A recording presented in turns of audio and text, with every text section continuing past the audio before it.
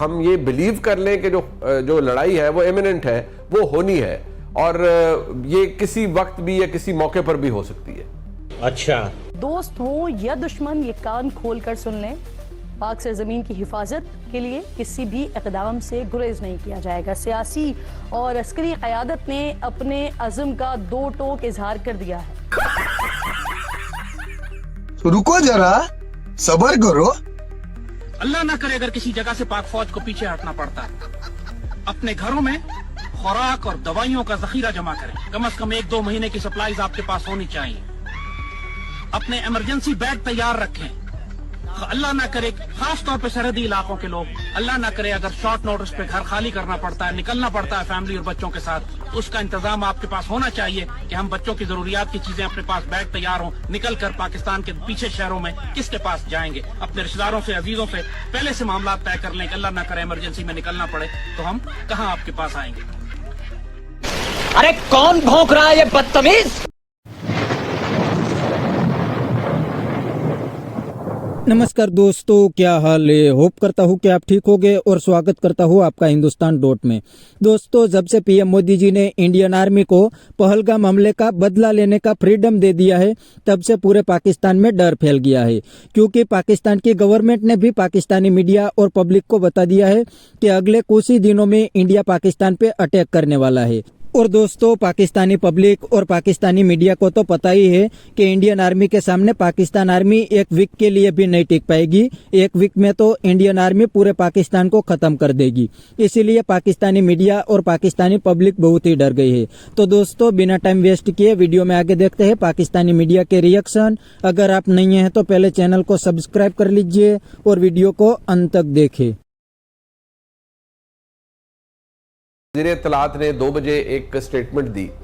आपको लगता है कि ये स्टेटमेंट इस हवाले से दी गई कि अब हम ये बिलीव कर लें कि जो लड़ाई है वो इमिनेंट है, वो होनी है, और ये किसी वक्त भी या किसी मौके पर भी हो सकती है?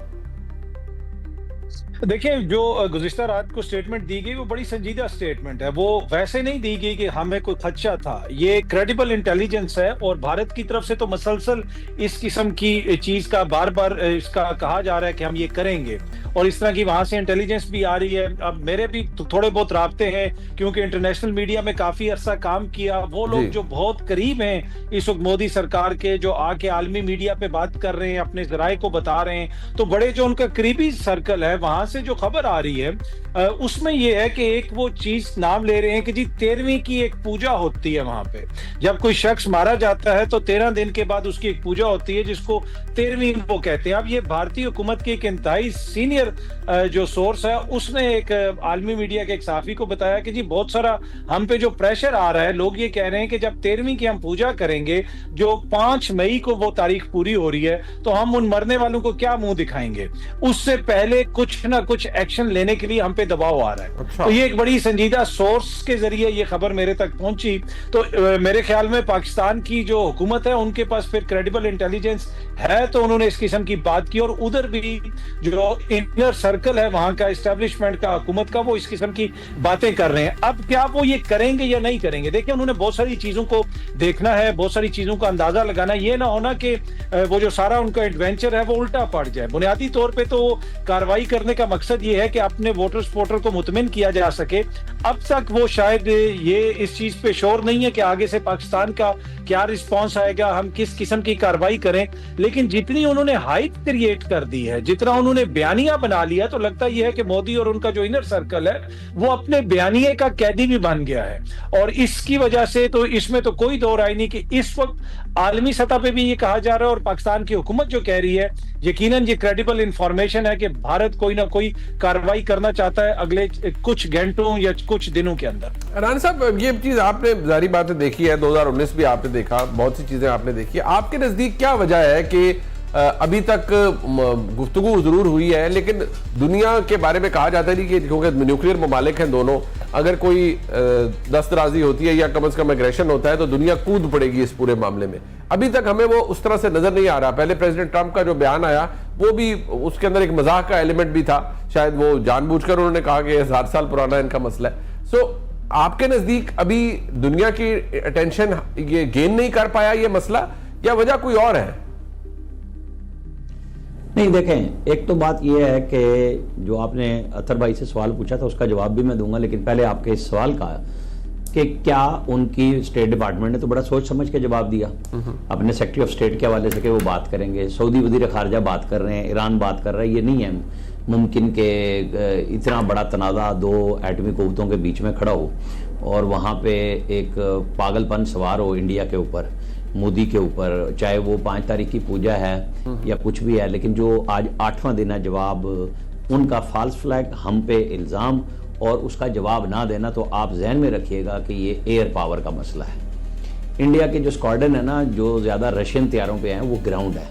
रूस और यूक्रेन की जंग की वजह से उनके स्क्वाड्रन बहुत ज़्यादा ग्राउंड पे हैं। आप तादाद जितनी मर्जी गिन ले, हवा में कितने आते हैं। ये फोटो तो आप कई बार देख चुके होंगे, पूरी मीडिया में ये फ्लैश हो रही है, सोशल मीडिया में फ्लैश हो रही है। दोस्तों, इसी फोटो को लेके आज हम बात करेंगे। हैं कौन कौन?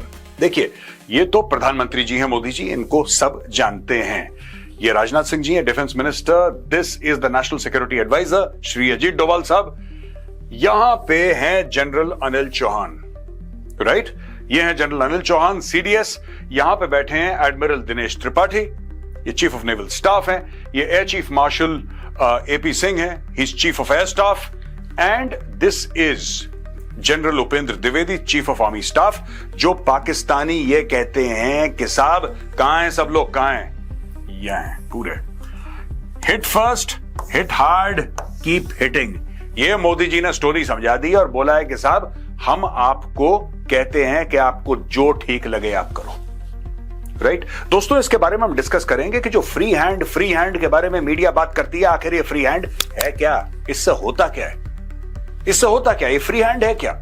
आज मैं आपको फ्री हैंड के बारे में बताऊंगा। चलिए अगली स्लाइड पे चलते हैं। अब दोस्तों, ये एक किस्म की वॉर काउंसिल है, राइट? इसके पहले कैबिनेट कमेटी ऑन सिक्योरिटी की मीटिंग्स हो चुकी हैं, 2 बार हो चुकी हैं।